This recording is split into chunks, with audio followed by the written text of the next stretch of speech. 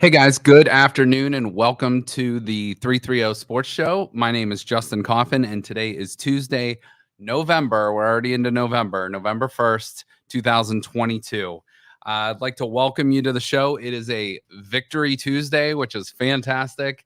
Haven't got to say that in a while, at least for the Browns side of things. So we have a Victory Tuesday for the Browns. We have a Victory Tuesday for the Buckeyes, and the Cavaliers have won 5 in a row. And so we're going to get into plenty of NFL talk. We're going to get into plenty of college football talk, local high school teams advancing in the playoffs. We'll talk about that towards the end of the show. NFL trade deadline coming. There's been a lot of moves, fast and furious, and probably getting updates throughout the show. I think it's at 5 p.m. So we got about an hour and a half till the trade deadline commences. So with that said, let's get into it.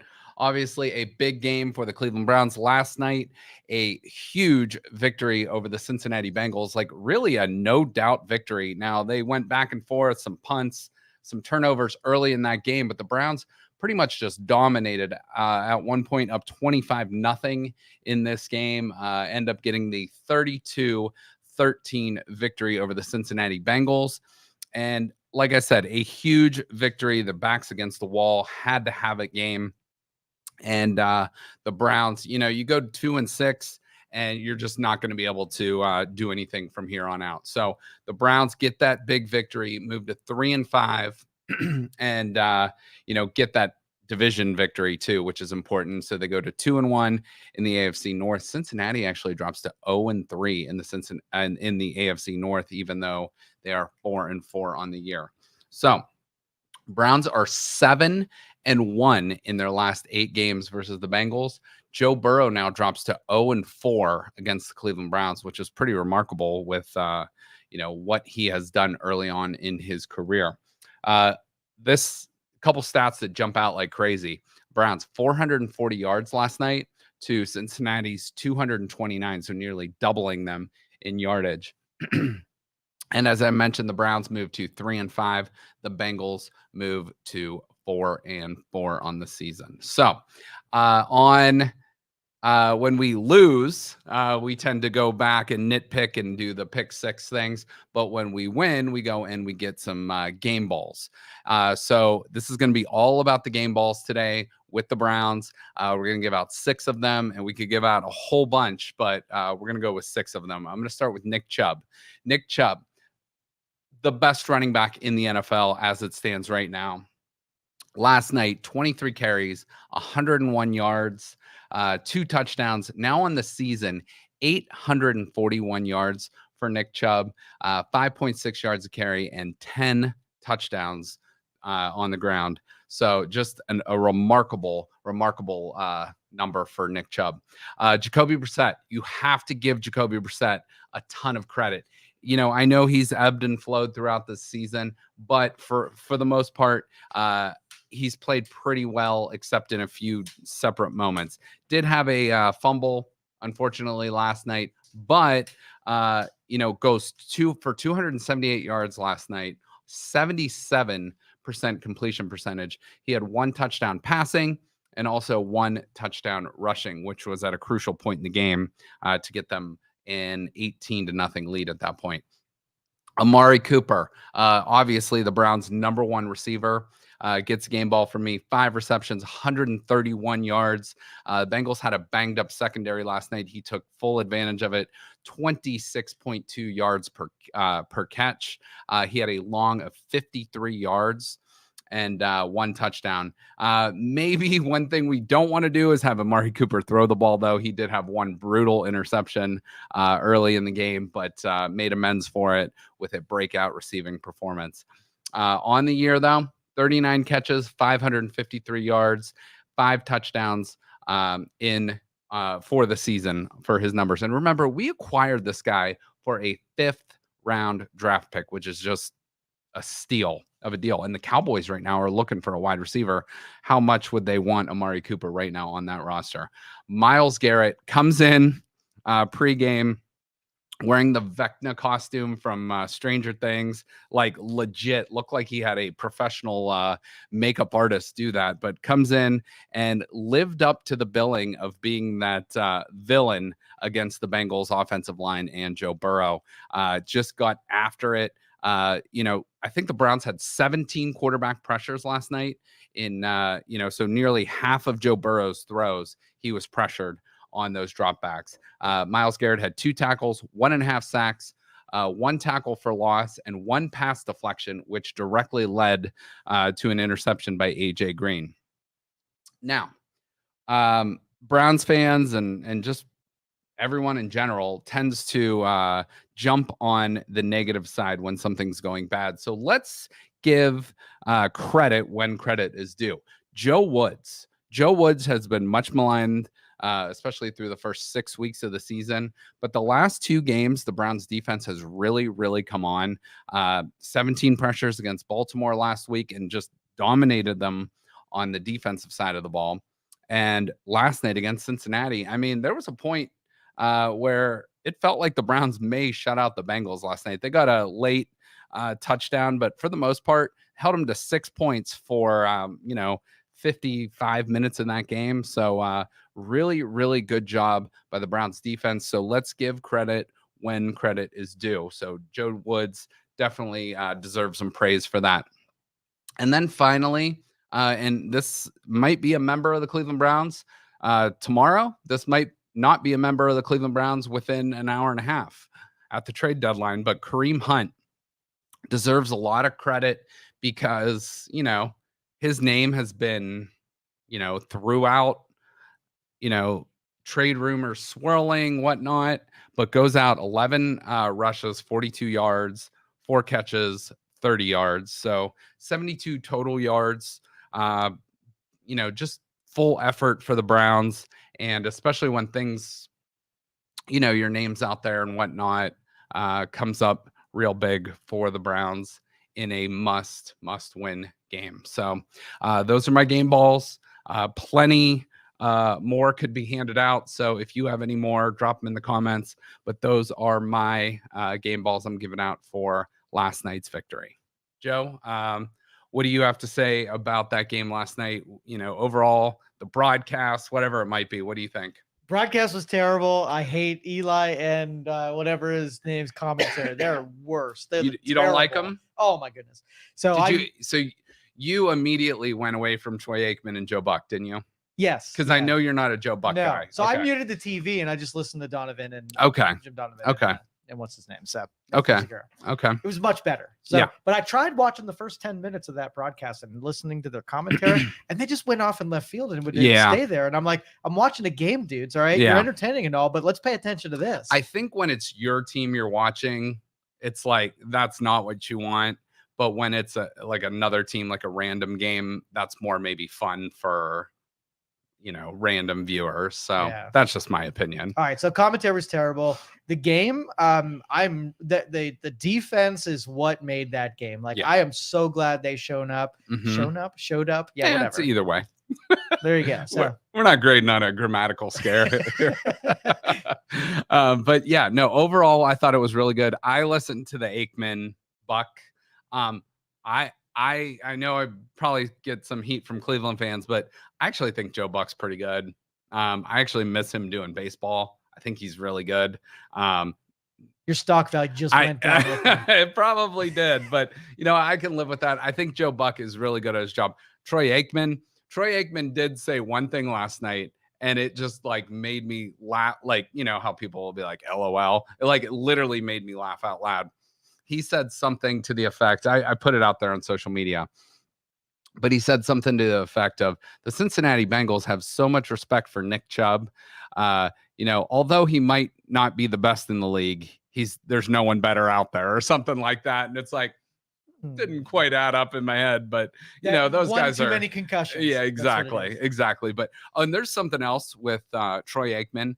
I cannot look, and I know Troy Aikman is white and Jay-Z is black, but I cannot look at Troy Aikman and not see Jay-Z. Really? And then I Googled it, and it's a thing. Like, so other people have had that thought, so I didn't think I was crazy. But go and Google Troy Aikman, Jay-Z, and go look at it, and it will be forever etched into your brain. It's wild how much their bone structure really looks alike. Okay. Yeah, it's just random, but I noticed that last night. So overall, shining grades for the Browns, last night. It was nice to be in a game where really, they went back and forth, and it was a 0-0 game there for into the second quarter. But it was nice to have a game where you just are like, oh man, I hope they don't blow this, and you're on the edge of your seat and nervous. It was just like relaxing. It was fun. Yes. It was like enjoyable to watch. And after the Cavs have been off to a great start, and the Guardians, what they did this season, it was nice to have our Cleveland Brown football team, give one of those great efforts last night. If you were to guess, would you say last night's game gives Kareem Hunt a better chance of staying with Cleveland? Because he worked it, man. He was really going on all. He was. I think that's how he plays all the time. Like sometimes the production doesn't necessarily meet the effort. But I don't really have a view one way or the other. I think it's just like if a team gives them an offer they can't refuse, then they'll take it. But otherwise, it's like, why get rid of him for a late round draft pick when he's someone that could help you if you make a playoff push? And he's got great chemistry with Nick Chubb. So yeah, that's amazing. I think him and Nick Chubb are pretty close from what I hear. So, so we'll see. I guess we'll know in the next hour and 20 minutes. I haven't got any alerts yet, but there has been a lot of movement. But my boy David was on the sidelines. He was. He was. But you know what? The Browns stepped up. So you're missing Wyatt Teller, arguably the best guard in the league. You missed David Njoku, one of the better tight ends in the league. Top 10, we could probably say. You're missing Denzel Ward last night. You're missing JOK. A lot of guys stepped up in their place. They brought in that linebacker Deion Jones from Atlanta. You had AJ Green make his first, start on the field last night. He comes up with an interception. Martin Emerson, the rookie, starts playing well. All these guys are Froholt, the right guard, steps up in Teller's absence. These guys are just playing really good football, and it is refreshing to see because this team needed a spark, and they got it last night. Yeah, for sure. And it was kind of like Jack Conklin getting hurt again for the 9,000th. He did come back. He did come back, but still, I'm like, that guy's so brittle. Like either he plays super hard and hurts himself, or he's too delicate and needs to be fixed in some way. But that's such a danger to have such a critical guy on that line. It is. And there's going to be some different pieces going into next season, I think, on that line because of money and other reasons. But, the Browns have, that is one thing they believe in, is strong offensive line. So Nick Chubb can do what he does. And, I think when things are clicking, things are going really, really well for the Browns. And both Clowney and switching the defense, both Clowney and Miles were just on fire. Yeah, they played really, really well. They couldn't stop. Like if they stopped one end, they couldn't stop the other end. And then one of my favorite names on the team, Taki. I think he had like 13 tackles last night. If your linebackers are scrambling the quarterback, something's going really right. Exactly. So the Browns just like as a whole, the whole team, Isaiah Thomas, the rookie, got a sack last night. Just a great team effort. And like, I know that's something Stefanski really harps on. And he showed a little emotion last night too, which was great because, he is, I think in 2020, he was the perfect coach for what the Browns needed. They needed calm. They needed a leader that wasn't going to, get too low during low moments or get too high during high moments. He was really like even keeled. Every now and then, I think, though, it's good for him to show some emotion and get a spark and say like, hey, this guy's bought in too. Obviously, he's the leader of the team. He runs the organization from the coaching perspective, but when he shows some emotion, I think that's good for the team and the guys. The only downside with him is that he gets in his repeat cycle and he will say the same thing over and over again. He does. Yeah. It's like, well, if got to watch the tape, got to do that. And I think that's really good from a PR perspective, because then you don't have to put out any fires. He's not he's not throwing anybody under the bus. He's not calling out officials. He's not doing this.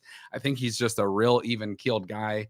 And after Freddie Kitchens, that's kind of what you want. So I have to look at the timestamps on the tape to see if this wasn't last week's or the week before that press conference. Yeah, but those press conferences are probably a hell of a lot more fun after a win than a loss. Sure. And it's nice to have a victory, well, Tuesday in this case, because excuse me, there's been a lot of rough victory or therapy Mondays, whatever you want to call it. So it was good to see Donovan Peoples-Jones make a good couple plays. I thought of you when I saw him come down with a couple. And he's a Michigan guy, and people know I love the Buckeyes, but give credit when credit's due. That guy is a really good weapon for the Browns. Now, I still think he should be our number 3 receiver, and we need that number 2, but he's a really, really nice player. And still, Anthony Schwartz, I didn't see him. I don't even know if I saw him on the sidelines. So I think they just don't trust him. And I don't think so. And David Bell, I think he's up to like 9 catches this year, which, they're slowly working him in. He had an injury in training camp, but he's going to be a nice player going forward for the Browns too. And he's learning under Amari Cooper. And obviously you're going to get an upgrade at the quarterback position here in the next couple of weeks.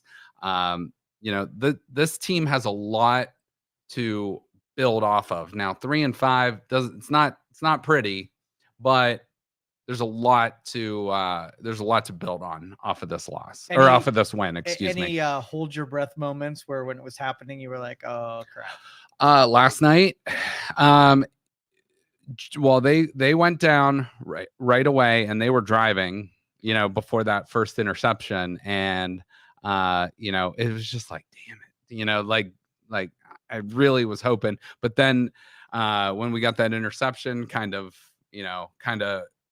you could exhale a little bit. But then the Browns a little later on, when they threw that, Amari Cooper threw that pass, you could just tell that was a busted play from the beginning. It's like, oh man, the defense has been playing so good. Now you're giving Burrow good field position. And then the defense stepped up again and stopped them, forced the punt. And the Browns were able to, get that touchdown. And it was nice kind of going up 8-0, because the Bengals, I think, had 12 guys on the field, and they were able to get that 2-point conversion. So you go up 8-0, and then they miss a field goal, and then you kick a field goal going into half. And Cade York, again, 55-yarder. He had one blocked, but he also, connected on that. And that was big to go up 2 scores going into halftime. Well, the 2-point conversion, I kind of held my breath. Mm-hmm. The onside kick, I kind of held my breath. There was one Amari Cooper catch that looked like on replay. It was a little suspect. That, we've gotten on the downside of bad calls together. So I thought maybe that one was coming back. Yeah. And then as the went into more of like a preventative conservative play towards the end, I was like, no, keep running. Exactly. Well, I mean, as a Browns fan, even when it went to 18-0 to 25-0, I was watching the game last night with Scott, and he was like, oh, this is good. You got to feel good. I'm like, you never feel good as a Browns fan until that final clock hits 0. So how big of a score would it be for you to be like, all right, they nailed this? Like how much would they have to go up? Like 50, 60? Honestly, 25-0 felt pretty good in the third quarter, because it's like, well, they need 4 touchdowns, they need 4 full scores to go up. And I think at that point you can exhale a little bit, but really, and again, until it hits 0, you just never feel safe. I mean, you were up 13 with the Jets, and I don't want to go into any negative. Today's a positive.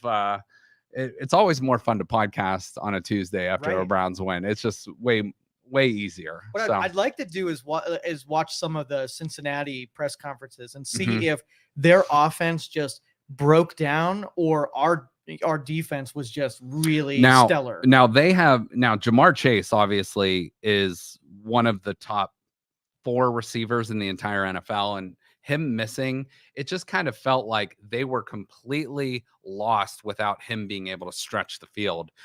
They were doing like some dink and dunks, and they really didn't take too many deep shots. They took a couple, and T. Higgins is a great wide receiver. Great. He's their number 2 who stepped up to be their number 1 last night, but it just kind of felt like they were lost without Jamar Chase. Now, we were out with our number 1 corner, and they were out. But I think Aikman or Buck said, the Browns probably make that trade, 10 out of 10 times. Sure. We'll sit our number one corner out, but you got to sit Jamar Chase out. And last night that was a win for the Browns for sure. Absolutely. So yeah, no real heart palpitations last night, but it was kind of nice because last night's game didn't age you too much, For sure. Felt good. So we're not quite, you can't really say you're at the halfway point of the season anymore because there's 17 games, but it's a nice break point in the season. The Browns are going into a bye week, so they will not play next week. So that's kind of nice. So it's a good time to check in on where they sit statistically. So this game helped them obviously on the defensive side of the ball. So let's just check in overall from an offense and defensive perspective. So in yards per game right now, the Browns offensively are 6th best in the NFL with 386 yards per game. Their defense sits 12th, surprisingly, in yards per game with 331 allowed. Rushing, their offense is 3rd best in the league. They're right behind the number 2 Ravens with 165 yards per game. They're allowing 123 yards rushing per game, which is 20th. And you take out a game or two there, and those numbers go way up. Passing, really not bad. 19th in the league with your backup quarterback, 221 yards per game. The Browns are holding defenses or opposing offenses, I should say, to 208 yards per game, which is 10th best in the league. Now, 25 points. This is right where you can tell where the Browns play competitive football here. 25 points per game scored, 24.9 per game allowed. So 7th best in scoring, 25th overall, though, however, in giving up points. But those numbers have been coming down the last two games, holding the Ravens to 23 and then holding the Bengals to 13 last night. So let's go over to the Browns leaders at the halfway point of the season. Check in with that. Nick Chubb leads in touchdowns with 10 rushing, and Nick Chubb also leads the league in rushing with 841 yards through 8 games. So just a shade over 100 yards per game. Jacoby Brissett, 1,862 yards passing, which is pretty solid, especially for what we anticipated out of Jacoby Brissett. Amari Cooper leads with receiving, 553 yards. Grant Delpit, who has struggled a bit at this season, does lead the team in tackles with 48. You do not want your safeties leading the team in tackles, so hopefully some of our linebackers and some of our defensive tackles can get up there in, start leading the team in tackles going forward. Myles Garrett, 7.5 sacks, leads the team this season so far with that. And then the Browns have only forced 3 interceptions on the season. AJ Green got one last night. Denzel Ward got one. And then Grant Delpit got one, of course, against Baker Mayfield in game 1. So that's the look at our leaders. Right now, let's take a look at the season from a snapshot. Like I said, not exactly halfway through, but basically about halfway through the season. You snap a 4-game losing streak, which was just so important going into the bye week. Now, coming out of the bye week, you get a little bit of rest, hopefully heal up some players. You go in and you take on the Miami Dolphins in Miami. You got 2 tough AFC East teams with the Dolphins and the Bills. And then you host Tom Brady on November 27th before Deshaun Watson's return against the Houston Texans the first weekend of December. So the last 6 games are right there for the taking. But you got to get some wins. And again, you take it game by game, and we'll just assess each week from there. But this was a nice victory to get this one. And, you feel good about it heading into your bye week, and hopefully you can heal up a little bit, get some key players back for when you take on the Dolphins in Miami. All right. Want to give Nick Chubb a little bit more love here because he is just the best back in the league. 149 attempts so far this year, 841 yards rushing, 5.6 yards per carry, which is insane in the NFL. 105 yards per game, 10 touchdowns, and also has 10 receptions on the season. So just a wonderful, wonderful season so far for Nick Chubb. All right, let's take a look at the AFC North, what they did and what they got coming up. The Ravens last week on Thursday night knocked off Tampa. This Monday night, they will travel to New Orleans and take on the Saints. Cincinnati, obviously, we talked about, lost to the Browns. This week, they will host the Carolina Panthers. Early line, I believe they are a 7-point favorite in that game. Browns, we know, took care of the Bengals. They are on a bye this week. And the Steelers got blown out last week. I believe it was 38-13 against the Philadelphia Eagles, who are a really, really good football team. But the Steelers this weekend will be on bye as well. And they just made a trade. They traded Chase Claypool to the Chicago Bears. So they are kind of accumulating assets. And the Steelers are not used to being a team that's under 500. Now 4 games under 500. And this is a first for the Mike Tomlin era. So we'll see how they handle that and deal with some more adversity the rest of the season. All right, so let's take a look at some of my picks from last week. Last week went 12-3 straight up. Now, these were not against the spread. These were straight up. But overall, not too bad. Lost the Giants, lost the Colts, and one more in there somewhere. Oh, and the Jaguars. With Russell Wilson, coming from behind in London to beat the Jaguars. So overall 12-3, 60-31 straight up on the season. Not too bad there. About 66% winning percentage. So we'll take that. Hopefully we can improve on those numbers going forward. All right, let's take a look at the AFC standings and see where all these teams lie right now. Buffalo right now leading the entire AFC. They look like the dominant team in the NFL, sitting there at 6-1.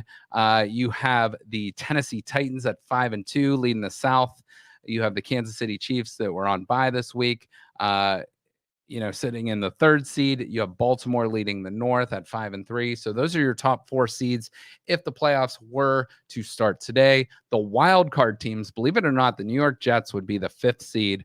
The Miami Dolphins would be the 6th seed, and the LA Chargers would be the 7th seed. You look down the list, you got the Patriots, Bengals, Colts, Browns, Broncos, Raiders, Jaguars, Steelers, and Texans. So that's a look at the AFC, the playoffs. Now, we're going to have plenty more NFL talk, and we're going to get into some more news and notes around the league a little bit later. But right now, let's go to the other Cleveland team that's competing and playing some amazing, amazing basketball right now. Let's go to the Cleveland Cavaliers, and I'm going to give you some interesting stats here that are, frankly, awesome.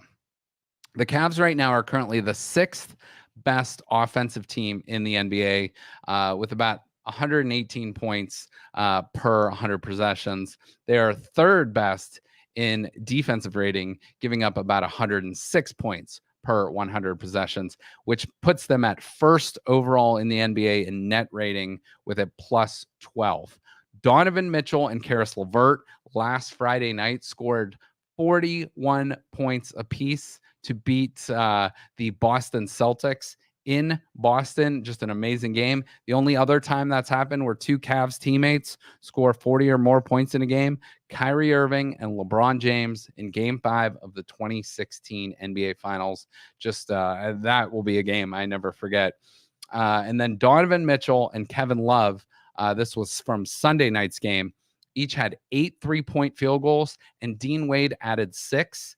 That is the most 3-point field goals by a trio in NBA history. So just some amazing statistics there. And it was only the 2nd time in NBA history since the 3-point line was implemented in 1979, 1980, when 3 or more teammates had 6 or more field goals. And the only other team to do that was the 2019 Houston Rockets. So we take a look at the October schedule as we turn the page to November. The Cavs had an opening night loss to the Raptors, a game that they wish they had back, but lost that game by 3, and since then have been on an absolute tear, beating the Bulls, Wizards, Magic, Boston, and Knicks. Last year, the Cavs played 2 overtime games. In their first 6 games, they've already played and won 2 overtime games. So just an amazing start for the Cavs here. They outscored the Knicks by 22 points on Sunday in the fourth quarter to get a 121-108 victory. Now, I'm not going to go through the whole November slate, but Cavs have a ton of games coming up in November. But you're going to start, just look at this week, Wednesday, Friday, and Sunday they play. So they will take on the Boston Celtics at home tomorrow night, November 2nd. On Friday, they'll travel and take on the Detroit Pistons before going on a West Coast trip. Sunday, they'll take on LeBron and the Lakers, who are really struggling right now. The following night, they'll take on the Clippers, and then they'll wrap up their West Coast trip on November 9th with a trip to the Sacramento Kings. Oh, and excuse me, they will also play at Golden State there. So a 5-game road trip. 1, 2, 3, 4. Yeah, 5-game road trip coming up, starting in Detroit and finishing up in Golden State before coming home November 13th. So we will have plenty of updates for you for the Cavaliers. But let's go through some of these individual players and what they're doing. Donovan Mitchell, I don't think you can talk about how great this trade has been for the Cleveland Cavaliers.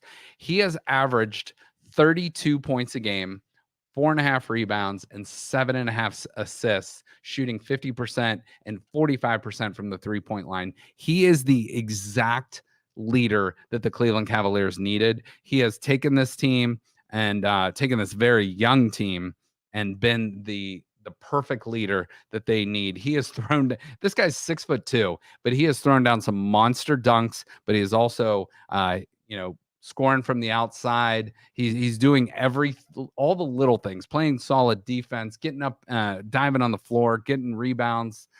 He's just doing all the little things, but also being that all-star leader that the Cleveland Cavaliers desperately need.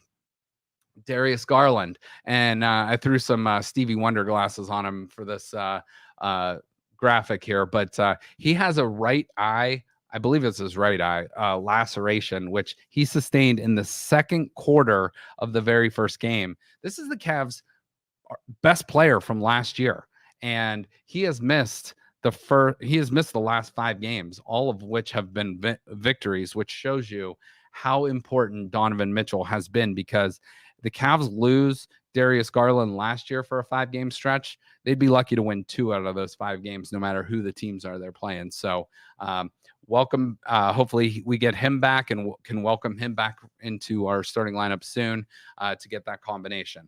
Now, the Cavs have those 2 7-footers that are making obviously huge differences along the way. So you have Evan Mobley, Jared Allen. Evan Mobley's averaging 16 points, 6 rebounds, 2 assists, and 1.2 blocks, shooting 55% from the field. Jared Allen at that center spot, 12 points a game, almost 12 rebounds a game, 1.5 assists, 1 block, and shooting 55% as well from the field. Both of those two are fantastic rim protectors and can let the Cavs guards and wing players play a little bit more loose on the outside, maybe a little bit more aggressively, because they know they have help on the back end of that defense. Now, let's talk about Caris LeVert, because Caris LeVert got a lot of heat last year. He only played 19 games with the Cavs last year after the trade deadline. Didn't do a whole lot, averaged about 12 points a game, but came in from Indiana. He was averaging 19 points there. He put up 41 points against the Boston Celtics in Boston on Friday night and helped carry that team to a victory. Now, this is what you're going to get with Caris LeVert sometimes. He scored 41 points on Friday night. Sunday comes back, only had 1 point in that game, but 14, nearly 15 points a game for him, 3.5 rebounds, 6.5 assists. That's what I've noticed. His ball handling and distributing has been great this season for the Cavs. And if you look at his field goal percentage, it's crazy. He's shooting 33% overall from the field, but he's shooting nearly 50% from the 3-point line, which tells me he's struggling in that mid-range area. So maybe either get a layup or get behind the 3-point line for Karis LeVert so far. Let's talk a little bit about Kevin Love. Kevin Love, believe it or not, is in his 9th season with the Cavs. That's just amazing.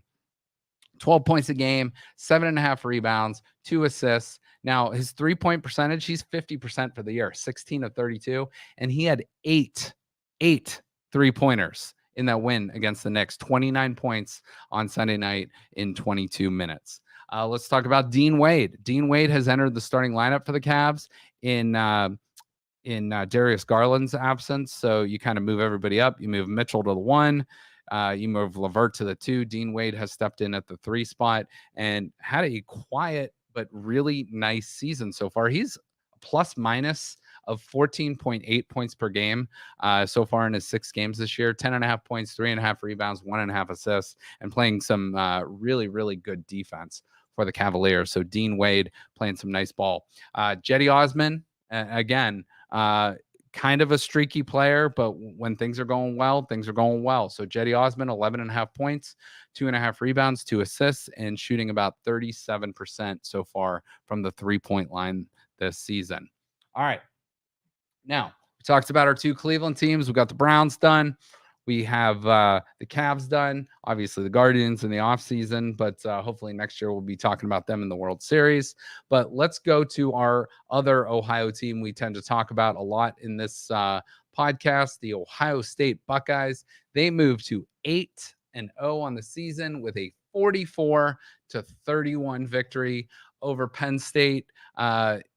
Penn State gets the backdoor cover, gets the late cover to, beat the 15.5 point spread. The over hits, what is that, over 75? So over comfortably hits. Ohio State goes to 23-14 in the all-time season, saddening the fans in Happy Valley. So nice victory for the Buckeyes. This was a very close game for a long portion of it till about 9 minutes left in the 4th quarter. And the Cavs, the Buckeyes went on a 28-3 run in this game to pretty much blow the doors open and get it up to a 20-point margin before Penn State got another late touchdown. So the cool thing with this game is the Buckeyes landed on 44 points.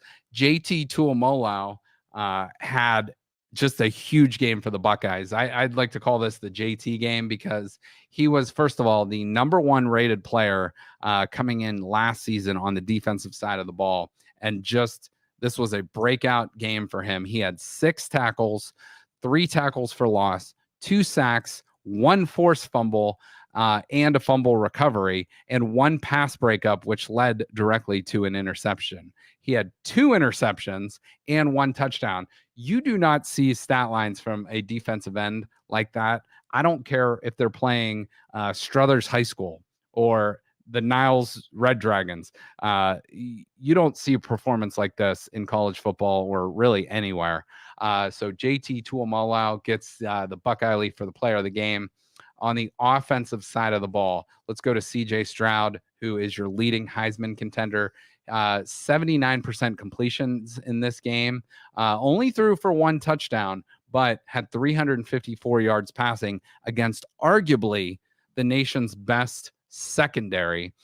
This season, 29 touchdowns, 4 picks, 73 career touchdown passes now for CJ Stroud. Marvin Harrison Jr. from Philadelphia, Pennsylvania, goes back into his home state and lights it up. 10 catches, 185 yards, which now on the season, 48 catches, 783 yards and 10 touchdowns on the season. Just a phenomenal player. And, this guy is being looked at as possibly the number 1 wide receiver in not this year's draft, but next year's NFL draft. This kid's only a sophomore in college.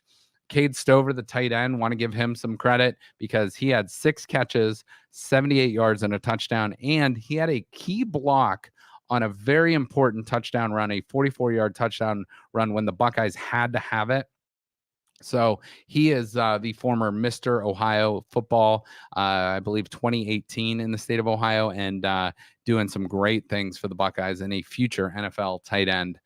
Zach Harrison also had a really, really nice game and becoming a nice player for the Buckeyes and raising his NFL stock as we get closer to the offseason. So 4 tackles and 1 interception for Zach Harrison. A couple did you knows for Ohio State. These are kind of cool little nuggets here.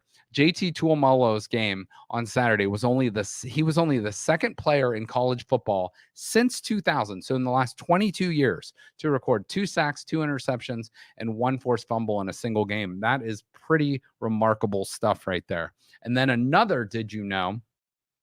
The Buckeyes have tied the Big Ten record for most consecutive games scoring 44 or more points with 7 straight games of that, tying Michigan's record from 1901 and 1902. So that puts into perspective how hard this is to do what they're doing, scoring 44 or more points a game for 7 consecutive games. And they play Northwestern this week, who Northwestern is not very good. They're going to do it again this week. So they're going to break that Big Ten record this week. So good stuff there. All right, let's do a real quick check-in with Ohio State's offense and defense as we normally do each week. Currently in points, 48.9 points a game, so just a shade under 7 touchdowns a game, which is number 2 only behind Tennessee in the country. 7.75 yards per play, which is number 1 in the entire country.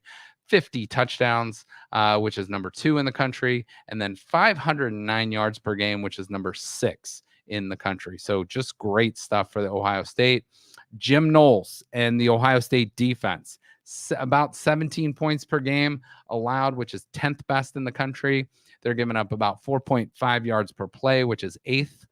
They've only allowed 14 touchdowns through 8 games this season, which is 7th best in the country. And then 270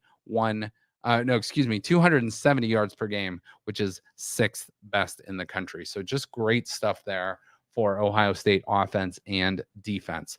All right, let's take a look at this week's top 25. Now, I don't want to say this is irrelevant, but tonight at 8 o'clock, there's going to be the first college football playoff show coming out where they rank their teams. They have the committee that does this, so it's kind of unbiased. A lot of experts will come in and rank these teams. There's only 6 undefeated teams left in the country: Ohio State, Clemson, Georgia, TCU, Michigan, and Tennessee. That's it. Now, Ohio State and Michigan are going to play in the last game of the season. Georgia and Tennessee play this weekend in a number 1 versus number 2 game, which is amazing. Might have another number 1, number 2 game later in the season with Ohio State and Michigan, so we will see. But you can see there, Ohio State and Tennessee are actually tied for number 2 in the country.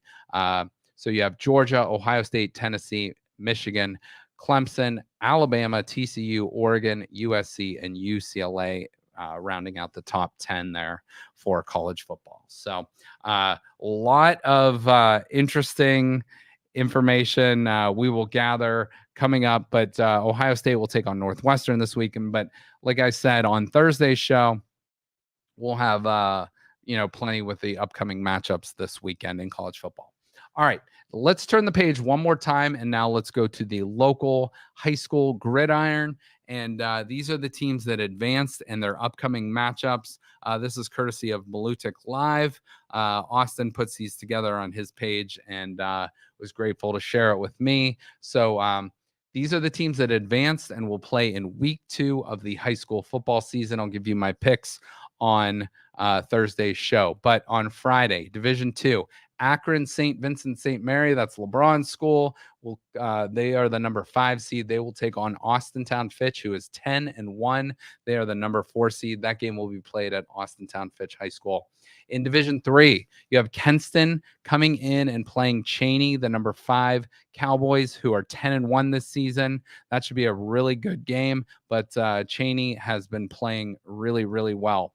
Aurora 8-3, coming into Canfield, who is 9-1. Canfield and Coach Pavlansky doing a great job this year. That should be a nice matchup. Talmadge coming in to Youngstown to play Youngstown Ursuline, the number 3 seed, who is 9-2. Those are all your Division 3 games. In Division 4, the Struthers Wildcats with a nice victory last week, 7-4, taking on the number 1 seeded West Branch Warriors, who are 10-1. That should be a nice matchup in Beloit over there in what is that? Western Mahoning County. So that should be a nice matchup there. Canton South will take on Beaver Local. I don't even know where Beaver Local is. It's southern, it's like northern Columbiana County, kind of out in the middle of nowhere. But that should be a really, really nice game. Canton South is a really good team. Beaver Local playing some great football this year at 9-2. Jefferson up from Ashtabula County will be taking on Joe Danier's Girard Indians, 8-3, the number 3 seed. So that should be a nice matchup there. In Division 5, we have the Garrettsville Garfield G-Men taking on number 1 South Range. That should be an excellent game. South Range has been dominating everyone, but Garrettsville Garfield is a very sneaky team, a very good program. Should be a tough game, but South Range at 11-0. We'll see what they have in store for Garrettsville Garfield. Mooney with a big upset victory last week. They are now 5-6. They will take on Norwayne this weekend, who is 8-3. Those are your Division 5 games. Division 6, we got 6 more games here. United at Kirtland. Kirtland has kind of been the mainstay in Division 6 there for a long time. They're just a dominant team. So United, who got I believe their first ever program victory in the playoffs last week, will now have to be rewarded with the dominant Kirtland team.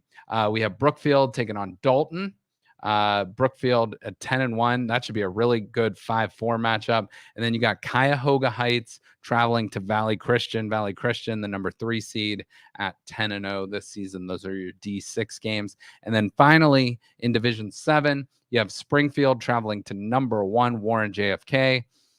You have number 5 Norwalk St. Paul traveling to Southern. That's a long trip for them, going all the way down to Southern Columbiana County. Southern local 10-1 with that matchup against Norwalk. And then finally, Lucas, who has been a local team killer around here. They are 5-6. They will travel to number 2 Lowville, who is 11-0, and the Rockets will host Lucas this coming Friday. So that is a look at our local high school teams. And then we're just going to finish it off with some news and notes from around the sports world. Now, I do not have the updated Bradley Chubb trade. He goes to the Miami Dolphins. But tonight, you will have Game 3 of the World Series, the Astros and the Phillies. That series is tied 1-1 after being rained out last night. Steve Nash was fired today as the Brooklyn Nets head coach. He is out, but listen to this, a twist.